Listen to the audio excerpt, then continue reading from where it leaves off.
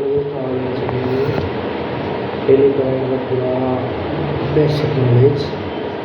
एक ही वीडियो के अंदर पूरा बेसिक नॉलेज हम सीखने वाले हैं। टेलीग्राम क्या चीज़ होती है, अकाउंटिंग क्या होती है, उसके बारे में हम एक ही वीडियो के अंदर सब कुछ जानेंगे।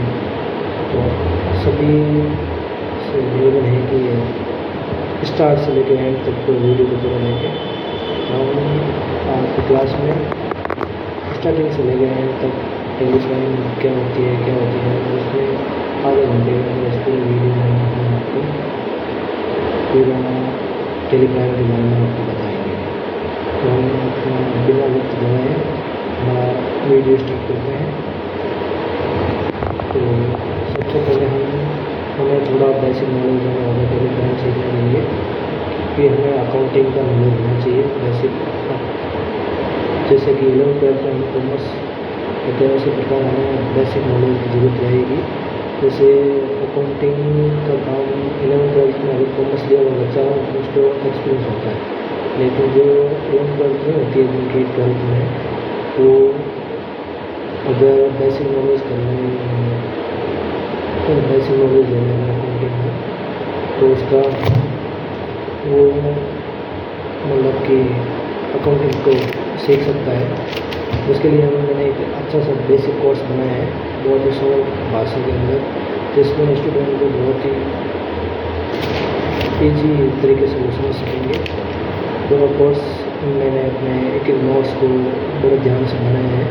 तो एक बार सिर्फ स्टडी के नोट्स पढ़ लेते हैं तो बहुत ही ईजी हो जाएगा और बेसिक कम से कम समय के अंदर हम टेली सीख सकते हैं और अकाउंटिंग का पूरा नॉलेज ले सकते हैं।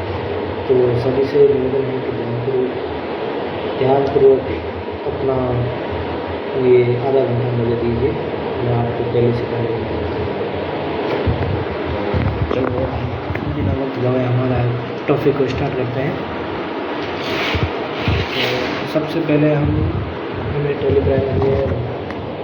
टेलीग्राम का बेसिक नॉलेज थोड़ा ज्ञान ले लेते हैं। टेलीग्राम की खोज 1986 में की गई थी। ये 100 से अधिक देशों में यूज़ होता है इसका, और ये नए इसका वर्जन अपडेट होता रहता है।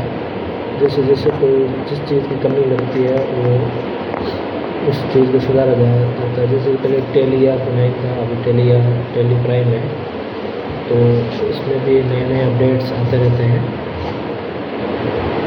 तो इस में जोड़ेगा मैं इसकी कोशिश करेंगे। तो हम टेलीग्राम का परिचय हो गया। अभी हम थोड़ा अकाउंटिंग के बारे में पढ़ते हैं। लेखांकन क्या चीज़ होती है? लेखांकन ये किसी भी व्यवसाय में होने वाले लेन देन उनको प्रतिवेदन करना और उनका विश्लेषण करने की प्रक्रिया है। मतलब कि कोई भी व्यापार में लेन देन होता है, कैश से रिलेटेड, बैंक से रिलेटेड, हम कितना खर्चा करते हैं कंपनी के अंदर, कितना प्रॉफिट हुआ है, कितना लॉस हुआ है, उसका प्रॉफिट एंड लॉस निकालने के लिए हम अकाउंटिंग करते हैं। मतलब कि जितना भी कैश हमारे व्यापार में आया है वो कहाँ गया, आया है वो कहाँ है, और जो व्यापार कैश बाहर गया वो किन किन जगहों में कहाँ खर्चा हुआ है, किस तरीके से पैसे हमारे पास आए और किस तरीके से गए हैं, कितने हमारे माल खरीदने के लिए पैसे यूज हुए हैं और कितना हमने खर्चे के लिए पैसे यूज किए हैं। ये उन सब चीज़ों की हम एक विश्लेषण करते हैं, सबकी एंट्री करते हैं अलग। तो हमें हमारे साल के एंड में हमें प्रॉफिट एंड लॉस का पता चलता है उन्हीं के आधार पर। तो ये अकाउंटिंग का मतलब है, मेन मकसद है कि हमारे व्यापार में होने वाले लेन देन, जैसे कि क्रय विक्रय लेन देन, सेल्स परचेज, पेमेंट करना किसी पार्टी को अदर पार्टी को, इनके बारे में पूरा उनका विश्लेषण करने की प्रक्रिया को हम लेखांकन कहते हैं। ये तो अकाउंटिंग की परिभाषा होती है। और इसका मेन उद्देश्य है व्यापार की, मतलब इसका लेखांकन का मेन उद्देश्य ये था कि हम अकाउंटिंग करके क्या कर सकते हैं, इससे प्रॉफिट एंड लॉस अकाउंट, हमारा account profit and loss account को पता चल जाएगा बिजनेस में कि कितना हम व्यापार में कितना खर्चा हो रहा है, कितनी पार्टियों से हम पैसे मांग रहे हैं। इसलिए एंड के अंदर हम जो पूरा हिसाब किताब निकालते हैं तो हमें पूरे सब बिजनेस के बारे में प्रॉफिट एंड लॉस तो पता चल जाता है। मतलब कि मैं जैसे व्यवसाय की सही वित्तीय स्थिति की जानकारी प्राप्त करना है, लेकिन वहाँ व्यापार में मुनाफे को अधिकतम करना है, तो मुनाफे को अधिकतम करना और लागत को कम से कम करना है। मैं इस वजह से प्रॉफिट बढ़ाना और लागत को कम करना है। तो इसका मेन उद्देश्य ये है और बेसिक में यही चीज़ें हैं। बाकी तो इसका लेसन बहुत बड़ा है, लेकिन हमें मेन चीज़ क्या देखना है कि अकाउंटिंग होती क्या चीज़ है। अकाउंटिंग यही होती है कि हमारे व्यापार में जो भी लेन देन होते हैं, जो भी खर्चे होते हैं, उनका हिसाब किताब रखना और व्यापार की सही वित्तीय स्थिति की जानकारी देना, निकालना, इनको क्या रहता है। और इसका मेन उद्देश्य है कि प्रॉफिट को अधिकतम करना और लागत को कम करना मेन उद्देश्य है। तो हमने परिचय पर लिया, टेलीग्राम किया, टेलीग्राम में लेखांकन सॉफ्टवेयर है जो लेखांकन काम का काम होता है, उसको पूरा टेली सॉफ्टवेयर में करते हैं। और अकाउंटिंग क्या चीज़ है वो भी हमने आपको शॉर्ट तरीके में बता दिया है। अभी अकाउंटिंग को भी हम अकाउंट को किस तरीके से कर सकते हैं उसका भी हम बताएंगे। उसके 3 नियम होते हैं।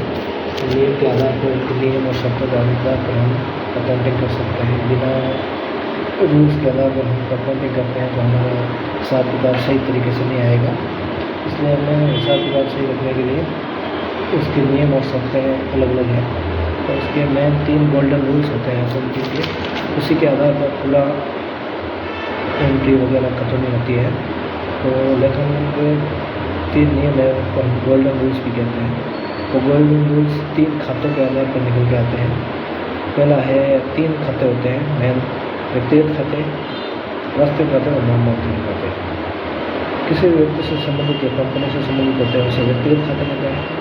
वास्तविक खाते जो संपत्ति यानी कि हमारे बिजनेस में संपत्ति आती है, एसेट्स होती है, कोई भी लैंड एंड बिल्डिंग, इन्वेस्टमेंट, ये संपत्तियाँ हैं, ये हमारे वास्तविक खाता है, इसे हम उनको वास्तविक खाता कहेंगे। तो नाम मात्र खाते जैसे जो सिर्फ नाम मात्र के उनकी वापस सेल करते हैं तो उसकी जो कोई वैल्यू नहीं रहती है, उनको नाम मात्र खाते हैं। तो जैसे खर्चे हो गए, जो खर्चे होते हैं वो नाम मात्र खाते होते हैं। तो 3 खाते हैं, तीनों खातों के अलग अलग 3 रूल्स होते हैं। तो तीनों रूल्स को हम यहाँ पे इसके अकाउंटिंग के अंदर 2 पक्ष भी होते हैं। उन 2 पक्ष, एक तो 2 पक्ष और एक 3 रूल्स, ये बहुत इंपॉर्टेंट है हमारे अकाउंटिंग के लिए। 3 गोल्डन रूल्स और 2 पक्ष होता है। 3 गोल्डन रूल्स है इसमें। पहला 2 पक्ष होता है डेबिट और क्रेडिट। डेबिट क्रेडिट 2 पक्ष होते हैं और 3 रूल्स होते हैं। डेबिट और कौन सा डेबिट होगा, कौन सा क्रेडिट होगा, इसकी जानकारी देने के लिए हमें पहले ये 3 गोल्डन रूल्स को समझना बहुत ज़रूरी है। पहला रूल्स है पर्सनल अकाउंट के लिए यानी व्यक्तिगत खाते के लिए। व्यक्तिगत खाते के लिए पहला रूल्स ये है कि जो भी प्राप्त करता होता है, व्यक्तिगत खाता कौन सा हो गया जिसमें नाम हो किसी का, राम, श्याम, रमेश, सुरेश, ये जो व्यक्ति विशेष से संबंधित होते हैं वो व्यक्तिगत खाता होते हैं। तो जो भी इसमें डेबिट कौन सा होगा और इसमें क्रेडिट कौन सा होगा व्यक्तिगत खाते में, तो जो प्राप्त करता है, जो भी पैसे प्राप्त करता है, वस्तुएं प्राप्त करता है, कुछ भी प्राप्त करता है, वो होता है डेबिट। जो देने वाला होता है वो होता है क्रेडिट। दूसरा होता है रियल अकाउंट, वास्तविक खाते। वास्तविक खाते इसमें वास्तविक खाते में कौन सी चीज़ डेबिट होती है और कौन सी चीज़ क्रेडिट होती है। उनके लिए जो व्यापार में संपत्तियाँ आती है, संपत्ति व्यक्तिगत मतलब वास्तविक खाते मतलब संपत्तियाँ, जो संपत्तियाँ व्यापार में आती है वो होती है डेबिट, और जो संपत्तियाँ व्यापार से जाती है उसको क्रेडिट। जो मतलब सिंपल तरीके से समझने के लिए हम लोग बताते हैं कि जो व्यापार में आता है उसको करते हैं डेबिट, जो व्यापार से जाता है उसको करते हैं क्रेडिट। और तीसरा है नॉमिनल अकाउंट, मतलब नाम मात्र खाते जिसमें खर्चे हमेशा डेबिट होते हैं। और तीसरे खाते में डेबिट क्या होगा, क्रेडिट क्या होगा। नॉमिनल अकाउंट में डेबिट क्या होता है, क्रेडिट क्या होता है। डेबिट होता है ऑल एक्सपेंसेस एंड लॉसेज होते हैं डेबिट, और ऑल इनकम एंड गेन्स वो होती है क्रेडिट।